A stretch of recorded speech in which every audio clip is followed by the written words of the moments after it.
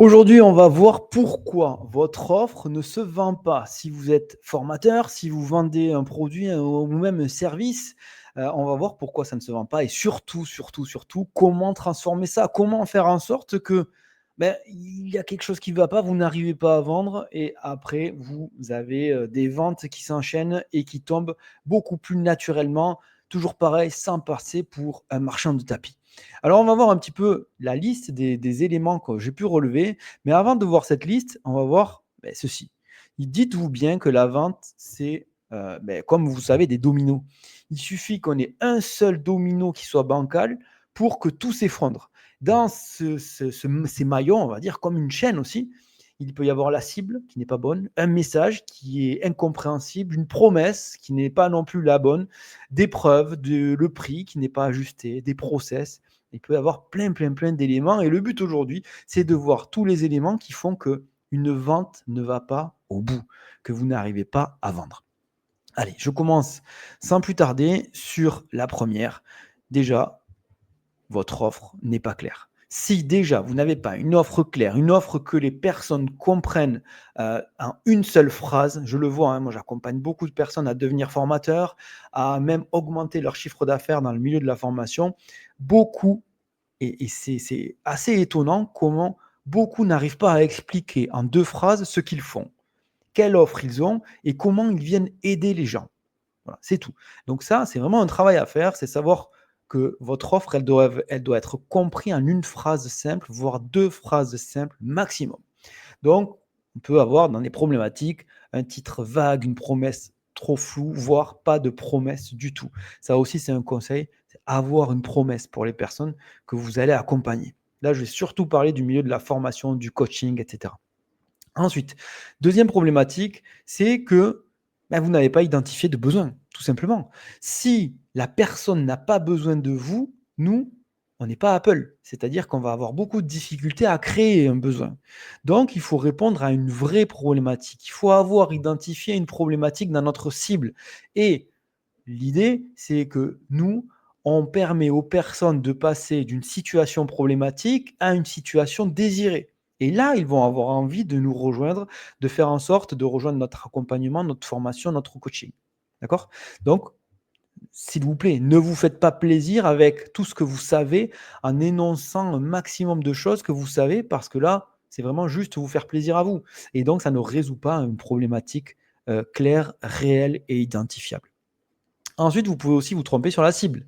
Donc, si vous vous adressez à une mauvaise cible, si typiquement, je vous donne un exemple, vous avez que des abonnés sur vos réseaux sociaux qui sont des 14-18 ans et que vous vous adressez à des, j'extrapole, je vais vraiment très loin, mais à une formation pour les personnes qui veulent aller à la retraite, c'est normal que vous n'allez pas toucher des personnes, que vous n'allez pas en vendre.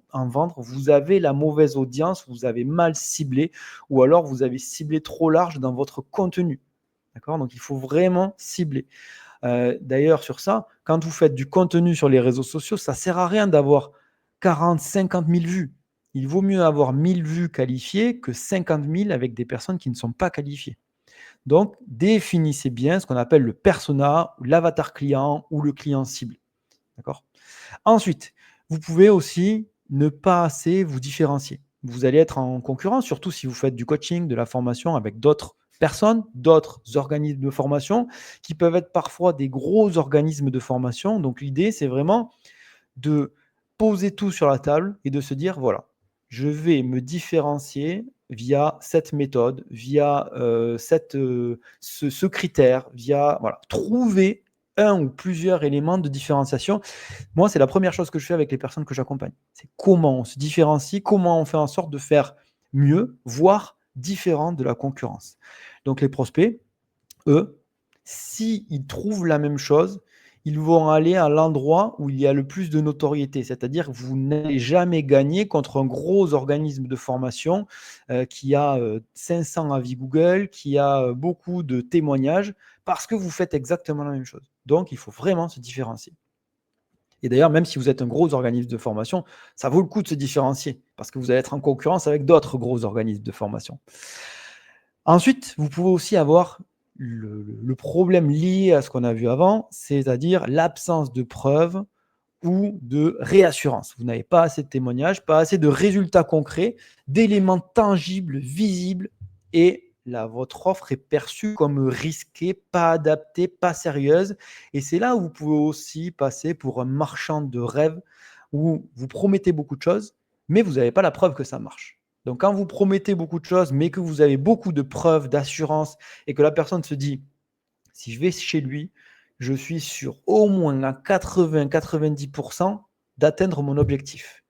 Le seul élément que j'ai à faire, c'est de suivre ce qu'il me dit. Quand la personne se dit ça en face de vous, vous avez gagné. Par contre, pour qu'elle se dise ça, il va vous falloir preuve, réassurance, témoignage, etc.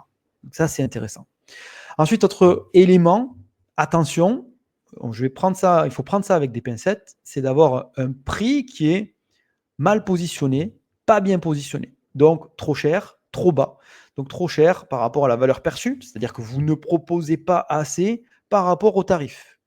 Donc ça se peut. Donc là, on considère que c'est trop cher par rapport à la valeur. Ou trop bas, ça veut dire, là, c'est quelqu'un qui n'a pas assez d'expérience, qui est en train d'arriver sur le marché et qui ne va pas m'apporter les résultats escomptés. Donc tout ça, ça sera un argumentaire que vous allez avoir. Ce qu'on appelle le ROI, c'est le retour sur investissement. Donc à vous de voir aussi le retour sur investissement, mais dans tous les cas, il faut, et les fondations, la base, c'est l'offre irrésistible que vous allez créer. Donc avoir une valeur perçue de votre offre énorme, immense. C'est ça qu'il va vous falloir. Donc quand votre offre perçue sera immense, eh bien vous allez pouvoir vous positionner sur des high tickets, on appelle ça, un tarif haut de gamme. Ça, on le. Ensuite, autre élément, c'est le fait d'avoir une communication qui n'est pas adaptée ou un mauvais canal de communication. Un exemple, si vous communiquez sur TikTok et que votre offre s'adresse à des cadres de 40, 50 ans en moyenne, c'est pas le bon canal, c'est pas bon. Donc le message, il faut qu'il atteigne vraiment la cible. Il faut qu'on utilise le bon réseau social, il faut qu'on ait la bonne pub, il faut qu'on ait le mailing adapté avec des mails où on n'a pas acheté une liste mail, ça se fait pas, ça c'est pas bon. Non, c'est les personnes qui ont laissé leur mail pour être recontactées parce que le contenu de base que vous avez fait leur a plu. Donc ils ont voulu en savoir plus, ils ont laissé leurs coordonnées. Là, ça vaut le coup. Là, c'est bon. Et autre chose, c'est tout votre message va être rassemblé en gros en un message type, ce qu'on appelle l'elevator pitch. D'accord? L'elevator pitch, ça peut être j'accompagne les personnes à tout savoir sur leur retraite. Voilà. Ou j'accompagne les personnes de plus de 60 ans à être incollables sur leur retraite. Si vous vendez une formation liée à la retraite, ça, c'est votre elevator pitch. Votre message de base, c'est ça. Et votre message de base, il va s'adresser que à des personnes, on va dire, entre 58 et 65 ans. Donc, le but, c'est d'aller cibler ces personnes au bon endroit, avec le même jargon que ces personnes-là, avec la bonne accroche. Ça marche. Allez, je vais enchaîner sur le reste. J'ai pas mal d'éléments à vous montrer. On va voir ça. Ensuite, vous pouvez avoir une promesse trop faible. La promesse, je vous rappelle, va être liée à l'offre irrésistible que vous avez derrière. L'offre irrésistible, ce n'est pas vendre du rêve. C'est vous êtes sûr à 100% que si la personne suit votre formation, votre coaching, votre accompagnement de A à Z et qu'elle applique tout, elle aura ses résultats. C'est ça une offre irrésistible. Donc c'est à vous de la bâtir en fonction pour qu'elle ait tous ses résultats. Donc là, on peut vendre quelque chose avec une promesse. Et cette promesse, on peut même mettre une garantie derrière que si on suit l'accompagnement en totalité, ça fonctionne. Donc là, il faut que les personnes aient bien sûr un bénéfice fort, immédiat. Et à l'inverse, on ne va pas faire des choses irréalisables. Je ne vais pas vous apprendre à voler en 10 leçons. Ce n'est pas possible, ça ne marche pas. Donc, on, on garde toujours des promesses palpables, réalisables, crédibles. Sinon, on passe pour un marchand de tapis. Ensuite, l'idée, c'est que les personnes, quand vous allez les avoir, et vous verrez si vous n'avez pas encore eu des prospects au téléphone ou des prospects voilà, qui sont chauds pour rejoindre votre accompagnement, ce qui fait que la personne, elle bascule souvent, c'est un appel à l'action immédiat ou une urgence. C'est-à-dire, OK, j'ai une session tous les 2 mois. Là, on est le 5 du mois. Ma session, elle va commencer dans 15 jours. C'est soit maintenant, soit tu attends longtemps. Et c'est dommage parce que cette formation, elle va vraiment t'apporter ce que tu as envie d'avoir. Voilà. OK? Donc là, c'est quelque chose à trouver qui, et ça dépendra des personnes, qui fait que la personne en face de vous, elle passe à l'action maintenant. D'accord? Donc, voilà, on cherche cette partie-là. Ensuite, à vous d'avoir des process de vente le plus simple possible. Moi, j'ai commencé à vendre mes formations avec une pub, un formulaire pour laisser les coordonnées et un bouton pour prendre un rendez-vous avec moi. Voilà, c'est la publicité que j'ai conservée pendant un an, une année complète, qui a été la publicité la plus simple possible et la publicité qui m'a rapporté beaucoup. Donc là, maintenant, on l'a ajusté avec mon équipe, mais au début, en tout cas, c'était ça. Donc, ce que je vous conseille, c'est de faire les choses simples, les choses où, quand vous êtes sur les réseaux sociaux, vous comprenez tout, vous pouvez changer très facilement, tout est simple. Si vous expliquez à un adolescent de manière avec des mots qu'il comprend, il arrive à modifier les éléments en quelques minutes. Okay. Ensuite, ce qu'il nous faut, bien sûr, c'est que la personne elle va acheter chez vous parce qu'elle a confiance en vous ou en votre produit. C'est pas plus compliqué que ça. Donc, le prospect, il faut se dire que si vous mettez une pub, il ne vous connaît pas. Si vous mettez des publications sur les réseaux sociaux, pareil, il ne vous connaît pas encore, ou à moins de vous suivre depuis quelques temps, quelques années même. Donc, il faut travailler aussi ce qu'on appelle son personal branding, c'est-à-dire si vous parlez en votre nom et non pas au nom de la marque, eh bien, il faut que votre communauté, elle vous connaisse. Il faut qu'elle ait confiance en vous. Et quand votre communauté aura confiance en vous, eh bien là, ça sera beaucoup plus facile de dire, OK, ben regardez, j'ai sorti cette nouvelle formation, ce nouveau coaching, ça s'adresse à telle personne. Voilà. Si vous voulez en savoir plus, ben prenez un rendez-vous avec moi. Quand la personne prend un rendez-vous avec vous, elle a l'impression de vous connaître, elle vous suit constamment sur les réseaux sociaux. Donc, ce que vous dites, ben, elle ne le remettra pas en question, puisqu'elle sait que vous êtes sincère sur vos réseaux sociaux. Donc voilà, là, c'est une idée et c'est un moyen de vendre beaucoup plus facilement. Il peut y avoir des éléments où le timing n'est pas adapté. D'accord. Donc là, concrètement, il peut y avoir quelques éléments qui font que ça ne va pas marcher, le timing n'est pas le bon, l'offre n'a pas été lancée à la bonne période, typiquement. Vous avez lancé votre offre en période des impôts. Voilà, si c'est la période des impôts et que vous lancez une offre à 2 500 € et que vous n'avez pas de financement derrière, comme le CPF, comme si vous aviez Calliope, ça risque de coincer. Donc, c'est aussi un timing qui n'est peut-être pas le bon. Vous êtes dans une crise, vous êtes sur, alors je vais vous donner un autre exemple, vous êtes sur l'intelligence artificielle, mais vous avez sorti une formation intelligence artificielle en 2022, quand personne n'a entendu parler d'intelligence artificielle. Pas le bon timing, d'accord? Donc là, maintenant, oui, 2025-2026, ok, on est dans le bon timing. Donc l'audience n'est pas assez mûre. Donc ça se peut, il faut le prendre en compte, il faut prendre en compte que ça peut arriver. Ça.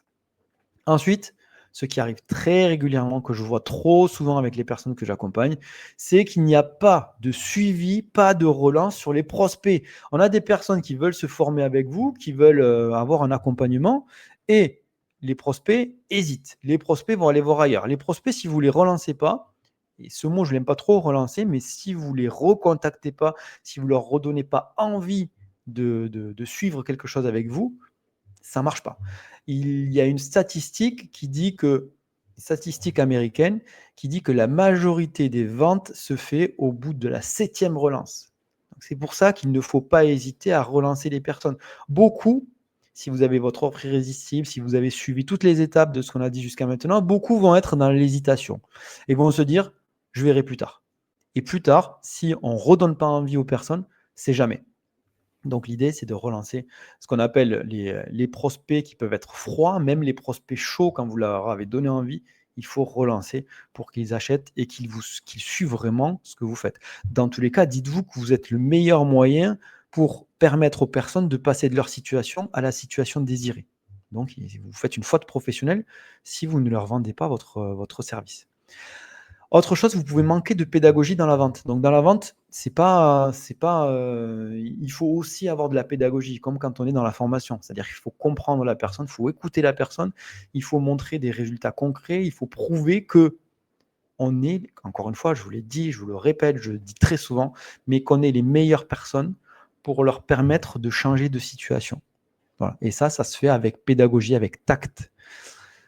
Ensuite, vous pouvez avoir, c'est la dernière chose, le dernier élément, vous pourriez avoir ce qu'on appelle un positionnement incohérent. C'est-à-dire des positionnements que j'ai vu passer sur les réseaux sociaux de personnes qui vendent, qui sont,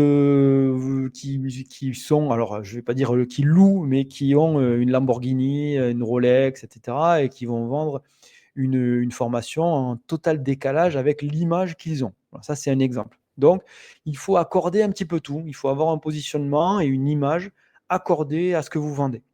D'accord? Donc, tout ça, c'est ce qu'on appelle le personal branding si vous utilisez votre image pour vendre votre produit ou service.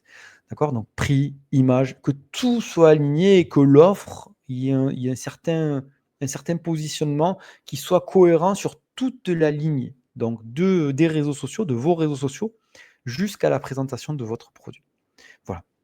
J'espère que ces éléments vous aident, que cela vous a plu et que ça peut vous rendre service. Si vous êtes dans la formation, si vous êtes dans le coaching et que vous voulez vous faire accompagner, ou même que vous n'êtes pas encore dans la formation, mais que vous souhaitez entrer dans ce milieu, n'hésitez pas autour de la vidéo à prendre un rendez-vous avec moi. C'est un rendez-vous de 10-15 minutes. Je vais voir un petit peu comment vous aider, si je peux vous aider. Et ça nous permettra d'avancer. Et si justement vous êtes dans une situation où vous n'arrivez pas à vendre, vous avez une pédagogie qui est peut-être bancale, où vous n'avez pas les leviers de financement, vous savez, comme les OPCO, comme le CPF, comme Calliope, etc., eh bien, contactez-moi parce que je peux vous aider sur ces parties-là.